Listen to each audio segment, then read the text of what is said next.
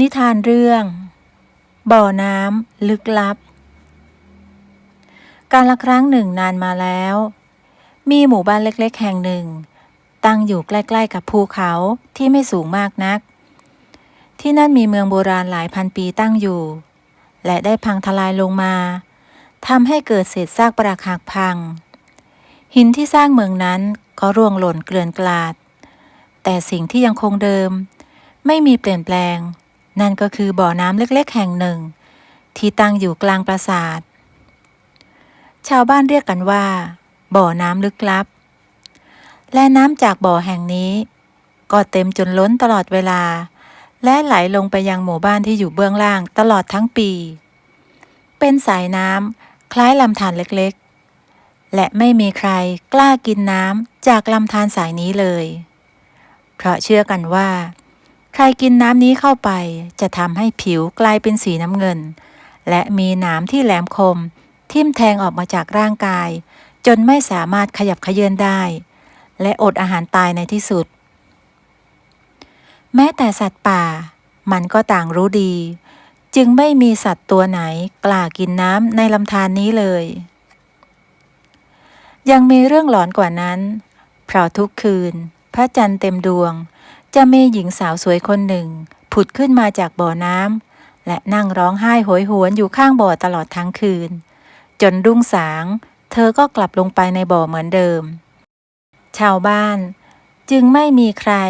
กล้าออกจากบ้านในคืนพระจันทร์เต็มดวง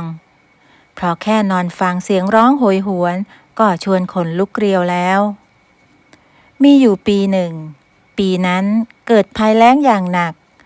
น้ำท่าที่ชาวบ้านใช้ดื่มกินก็แห้งขอดไม่ว่าจะเป็นห้วยหนองคลองบึงหรือบ่อน้ำกินน้ำใช้ก็แห้งขอดดินก็แตกระแหงเรือกสวนไร่นาก็แห้งตายทั้งหมดชาวบ้านก็อยู่กันอย่างอดอยากวัวควายก็ล้มตายไปทีละตัวสองตัวมองไปทางไหนก็มีแต่สีเหลืองของความแห้งแล้ง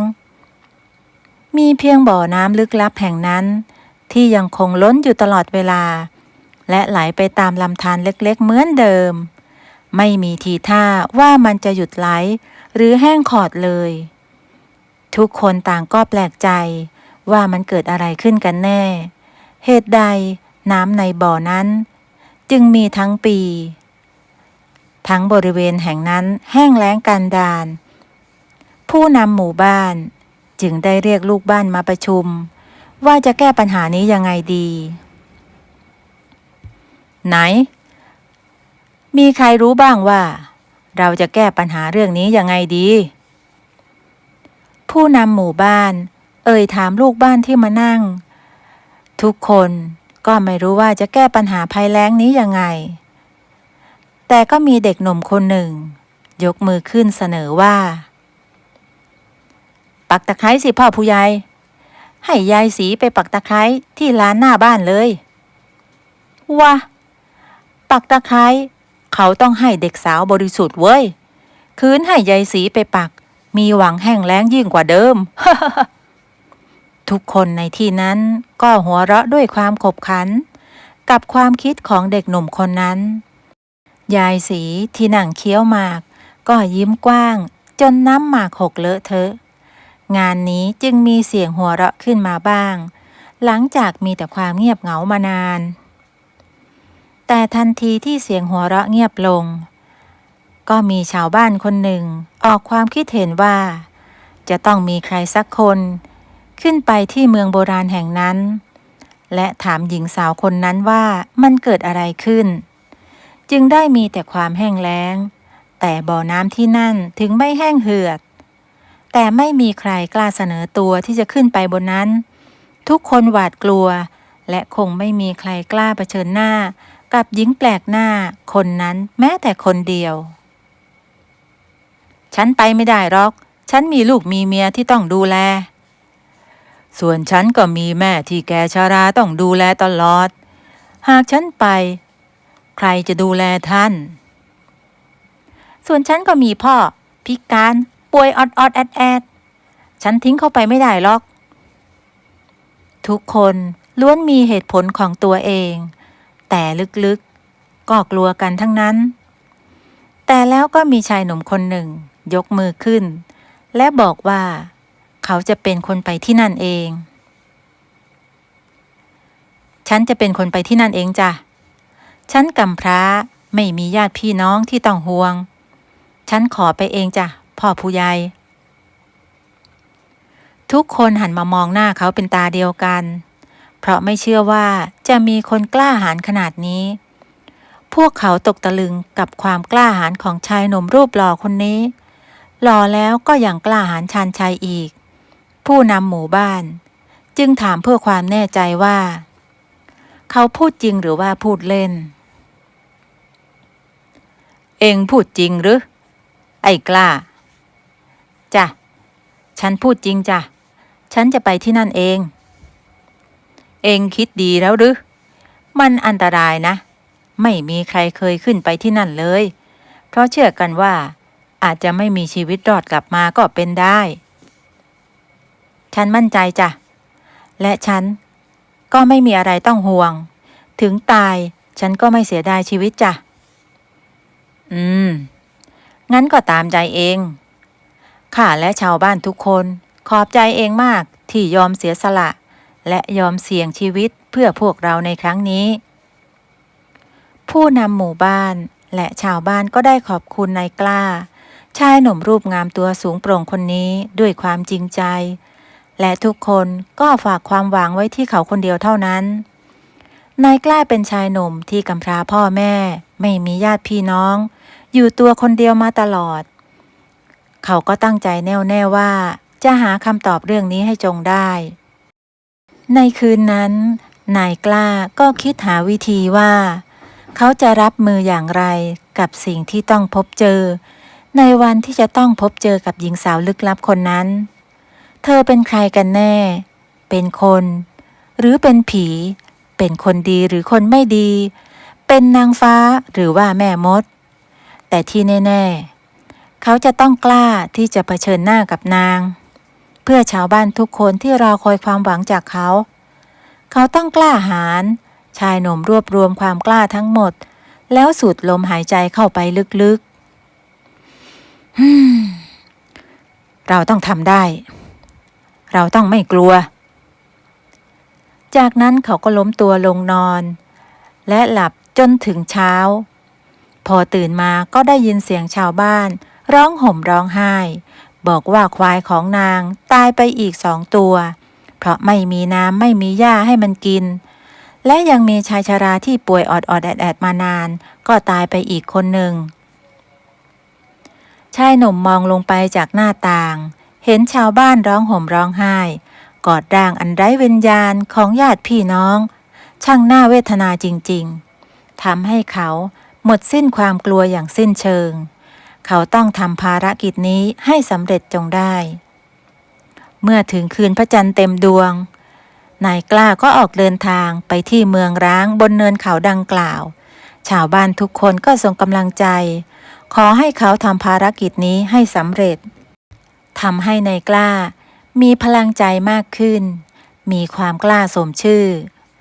เขาเดินทางไปที่บ่อน้ำผีสิงแห่งนั้นด้วยความกล้าหาญ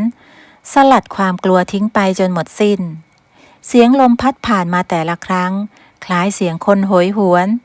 ชายหนุ่มข่มใจเดินต่อไปรวบรวมความกล้าทั้งหมดเดินต่อท่ามกลางแสงจันทร์ที่สลัวไม่นานนักเขาก็เดินมาถึงบ่อน้ำดังกล่าวแต่ยังไม่ถึงเวลาที่หญิงสาวคนนั้นจะปรากฏตัวเขาจึงได้นั่งรออยู่ที่บริเวณขอบบ่อและรออยู่อย่างนั้นหลายชั่วโมงหญิงสาวคนนั้นก็ยังไม่ปรากฏกายชายหนุ่มพยายามข่มตาไม่ให้หลับเขาใช้มือราน้ำที่เย็นเยือกในบ่อมันล้นบ่อและไหลลงไปตามลำธารเล็กๆตลอดเวลาปากก็พร่ำบ่นไปว่าใครก็ได้ช่วยบอกฉันทีเถิดว่าเหตุใดน้ำในบ่อแห่งนี้จึงได้ล้นตลอดทั้งปีขณะที่พืชไร่ของเราแห้งตายสัตว์เลี้ยงและผู้คนก็ทยอยตายเพราะความอดอยากและแห้งแล้งตอนนี้พวกเราไม่มีแม้แต่น้ำดื่ม และไม่มีใครช่วยพวกเราได้บ้างเลยทันใดนั้นเองก็มีทองคำมากองมากมายอยู่เหนือน้ำมีทั้งสร้อยเงินอัญมณีและเงินทองแท่งมากองอยู่เหนือน้ำตรงหน้าของชายหนุ่มนายกล้าตกใจมากนี่มันอะไรกันเขาไม่ได้ต้องการทรัพย์สมบัติเหล่านี้แต่สิ่งที่เขาต้องการคือน้ำอย่างเดียวเท่านั้นซึ่งขณะนั้นก็มีหญิงสาวสวยและงามมากค่อยๆผุดขึ้นมาจากบ่อทันทีที่เธอโผล่จากน้ำเธอก็ส่งกลิ่นหอมละมุนไปทั่วบริเวณเธอสวมเสื้อคลุมสีสันสดใสหรูหรามายืนอยู่ข้างกายของชายหนุ่มที่ยังนั่งหมดหวังและหมดอะไรตายอยากก่อนที่จะพูดกับเขาว่ายินดีต้อนรับท่านผู้กล้าท่านสามารถเอาสมบัติที่เห็นนี้ได้ตามที่ท่านต้องการข้าไม่ต้องการทรัพย์สมบัติเหล่านี้สิ่งที่ข้าต้องการคือน้ำหมู่บ้านของเรากำลังแห้งแล้ง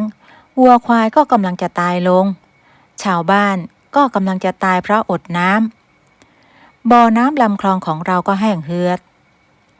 ข้าแค่ต้องการอยากให้ท่านช่วยเราด้วยจนกว่าธรรมชาติจะปราณีเราก็ไม่เห็นจะยากนี่ท่า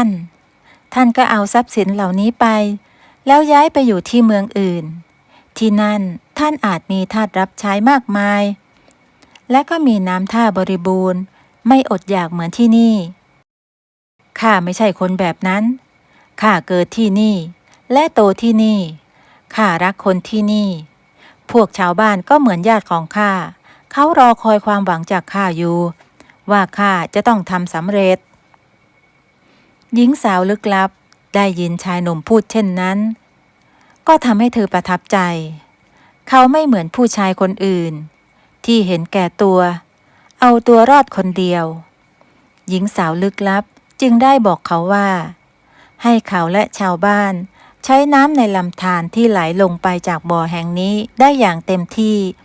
โดยไม่ต้องกลัวอันตรายใดๆเป็นระยะเวลา3 เดือนหลังจาก3 เดือนขอให้เจ้ากลับมาหาข้าที่นี่อีกครั้งแล้วค่อยตกลงกันใหม่ชายหนุ่มดีใจมากรีบตอบตกลงทันทีและขอบคุณที่นางได้ให้การช่วยเหลือเขาและชาวบ้านจากนั้นเขาก็รีบวิ่งกลับลงไปที่หมู่บ้านตอนนั้นรุ่งสางพอดีชาวบ้านก็เริ่มตื่นกันแล้วนายกล้าถือเกราะเคราะห์ไม้เพื่อประกาศให้ชาวบ้านได้รู้เมื่อทุกคนทราบเรื่องก็ดีใจเป็นอย่างมากพากันกระโดดโลดเต้นและชัยโยโห่ร้องเป็นการใหญ่คราวนี้พวกเขามีน้ำกินน้ำใช้แล้วและยังขอบคุณนายกล้าที่กล้าหาญสมชื่อจนได้ช่วยเหลือชาวบ้านให้รอดพ้นจากความแห้งแล้ง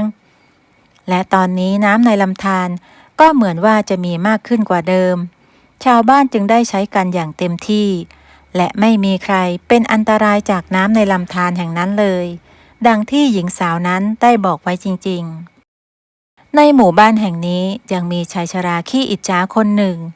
เขาได้ยินเรื่องราวของนายกล้าพูดเกี่ยวกับทรัพย์สมบัติที่ผุดขึ้นมาจากบ่อน้ำแต่เขาไม่เอาเขาขอเปลี่ยนเป็นน้ำแทนเพื่อให้ชาวบ้านได้กินได้ใช้แต่ชายชราโลภมากคนนั้นอยากได้ทรัพย์สมบัตินั้นมาเป็นของตัวเองในคืนพระจันทร์เต็มดวงคืนหนึ่งเขาจึงแอบไปที่บ่อน้ำแห่งนั้นพร้อมกระสอบใบใหญ่เพื่อหวังว่าจะนำสมบัติใส่กระสอบนั้นกลับมาเมื่อไปถึงเขาก็นั่งลงที่ขอบบ่อฮัมเพลงเบาๆตามที่นายกล้าทำพร้อมกับบ่นพึมพำเหมือนที่นายกล้าบ่นไม่นานทั้งเงินและทองอัญมณีต่างๆก็ลอยขึ้นมาเหนือน้ำกองอยู่ตรงหน้าของเขามากมายแล้วก็มีหญิงสาวสวยโผล่ขึ้นมาพร้อมกับถามชายชราว่าเจ้าอยากได้สมบัติเหล่านี้ใช่หรือไม่ใช่ข้าต้องการทรัพย์สมบัติเหล่านี้ทั้งหมดชายชราตอบอย่างไม่ต้องคิดเพราะในใจเขามีแต่ความโลภไม่เคยคิดถึงคนอื่นและช่วยเหลือผู้อื่น และหญิงลึกลับคนนั้นจึงได้บอกกับเขาว่าถ้าเขาเอาสมบัติเหล่านี้ไปน้ำที่ไหลลงไปให้ชาวบ้านได้ใช้และดื่มกินในตอนนี้มันจะกลายเป็นพิษขึ้นมาทันทีและฆ่าทุกคนในหมู่บ้านรู้แบบนี้แล้วเจ้ายังจะอยากได้สมบัติเหล่านี้อีกหรือไม่ข้าไม่สนสิ่งที่ข้าสนคือสมบัติเหล่านี้ต่างหากข้าจะต้องได้มันไปครอบครองใครจะเป็นจะตายมันก็ไม่เกี่ยวกับข้าพูดจบชายชราผู้โลภมากก็กอบโกยเอาทรัพย์สมบัติตรงหน้าใส่กระสอบที่เตรียมมาแล้วรีบหนีไปทันทีโดยไม่สนใจหญิงสาวลึกลับที่ยืนมองอยู่เมื่อได้ตามต้องการเขาก็รีบแบกกระสอบลงไปที่หมู่บ้านทันทีโดยที่หญิงผู้นั้นก็ทำอะไรไม่ได้แต่ยืนมองเฉยๆเธอโกรธมากแต่กลับทำอะไรชายชราคนนั้นไม่ได้และในคืนนั้นเองชาวบ้านก็ได้ยินเสียงร้องโหยหวนอย่างไร้ทิศทางไม่สามารถบอกได้ว่าเสียงนั้นมาจากที่ใดทุกคนแปลกใจมากเพราะไม่มีใครได้ยินเสียงนี้มานานแล้วตั้งแต่พวกเขากลับมามีน้ำกินน้ำใช้เหมือนเดิมจนรุ่งเช้าพวกเขาจึงได้พบว่าปลาในลำธารนอนตายเกลื่อนแถมตัวมันก็เป็นสีน้ำเงินทุกตัวมันน่ากลัวมากนี่มันเกิดอะไรขึ้นทั้งที่ยังไม่ครบ3 เดือนเลยหรือว่าหญิงลึกลับคนนั้นเกิดเปลี่ยนใจไม่ให้พวกเขาได้ใช้น้ำแล้วส่วนชายชราเมื่อเห็นดังนั้นเขาก็คิดว่าไม่ควรจะอยู่ในหมู่บ้านแห่งนี้อีกต่อไปดังนั้นเขาจึงหอบกระสอบสมบัติเดินทางไปยังเมืองอื่นโดยไม่สนใจชาวบ้านที่ร้องขอความช่วยเหลือเขามุ่งหน้าไปยังเมืองหนึ่งแล้วจู่ๆเขาก็เกิดล้มป่วยเนื่องจากการเดินทางไกลเป็นระยะเวลานานเท้าของเขาก็เริ่มพุพองเป็นแผลเขาจึงแวะหาที่พักค้างคืนในตอนนั้นเขาได้ซื้อยามารักษาอาการพุพองเท้าแต่แล้วเขาก็ต้องตกใจเมื่อเห็นว่าเท้าของเขานั้นเริ่มกลายเป็นสีน้ำเงินซึ่งมีผลมาจากพิษจากน้ำที่บ่อแห่งนั้นนั่นเองชายชรารู้สึกกลัวมากนี่เขาได้ถูกพิษเข้าให้แล้วเขาจะตายหรือไม่ข้าตายไม่ได้ข้ายังไม่ได้ใช้สมบัติในกระสอบนี้เลยข้าจะตายไม่ได้เมื่อคิดได้ดังนั้นเขาจึงรีบไปตามหาหมอมารักษาตัวเองและบอกว่าใครก็ตามที่รักษาโรคเขาให้หายขาดได้เขาจะมอบทองแท่งให้กับทุกคนหมอที่มาทำการรักษาต่างก็ยินดีรีบทำการรักษาเขาทันทีซึ่งตอนนี้ผิวหนังของเขาก็เริ่มกลายเป็นสีน้ำเงินไปทั่วร่างกายและเริ่มมีหนามแหลมคมทิ่มแทงออกมาตามร่างกายหมอหลายคนที่มาทำการรักษาก็ช่วยกันอย่างเต็มที่ทั้งให้ยาทั้งฉีดยาหลังจากทำการรักษาเรียบร้อยแล้วชายชราก็ยกกระสอบที่บรรจุทองคำและสมบัติอื่นๆให้หมอได้ไปแบ่งกันหมอหลายคนตื่นเต้นและดีใจที่จะได้ทองคำมาเป็นกระสอบแต่เมื่อพวกเขาเปิดกระสอบออกมาก็พบว่ามีแต่หินกับทรายพวกเขาต่างโกรธมากรุมทำร้ายชายชราจนสะบักสะบอมบอกกับชายชราว่าเขาต้องจ่ายค่ารักษาทั้งหมดไม่เช่นนั้นเขาจะถูกมัดมือให้ม้าลากไปส่งที่หมู่บ้านน้ำพิษของเขาซึ่งชายชราแน่นอนว่าเขาไม่มีเงินที่จะจ่ายค่ารักษาดังนั้นเขาจึงถูกลากไปตามถนนและไปส่งยังหมู่บ้านน้ำพิษที่เขาจากมาชายชราถูกปล่อยทิ้งไว้ที่หน้าหมู่บ้านอย่างน่าเวทนาทั้งหนามคมที่ทิ่มแทงออกมาจากร่างกายของเขาก็เริ่มยาวขึ้นทำให้ชาวบ้านไม่สามารถนำอาหารไปให้เขากินได้ตัวเขาเองก็ไม่สามารถขยับเขยื้อนร่างกายได้เลยชาวบ้านเห็นต่างก็สมเพชเวทนาและไม่มีใครช่วยเขาได้แม้แต่คนเดียวได้แต่นั่งมองรอเวลาซึ่งชาวบ้านเองก็อยากจะช่วยแต่ก็ไม่สามารถช่วยป้อนน้ำป้อนข้าวได้เพราะร่างกายเขามีแต่น้ำแหลมคม ที่สุดเขาก็สิ้นใจตายอย่างทรมานอยู่มาวันหนึ่งสถานการณ์ในหมู่บ้านก็เริ่มแย่ลงเรื่อยๆชาวบ้านจึงได้เตรียมตัวอพยพไปอยู่ที่อื่นแต่นายกล้าขอร้องไว้ให้ชาวบ้านอยู่ต่อเขาสัญญาว่าจะไปช่วยพูดกับหญิงสาวลึกลับคนนั้นอีกสักครั้งและในคืนพระจันทร์เต็มดวงเขาก็ไปที่นั่นอีก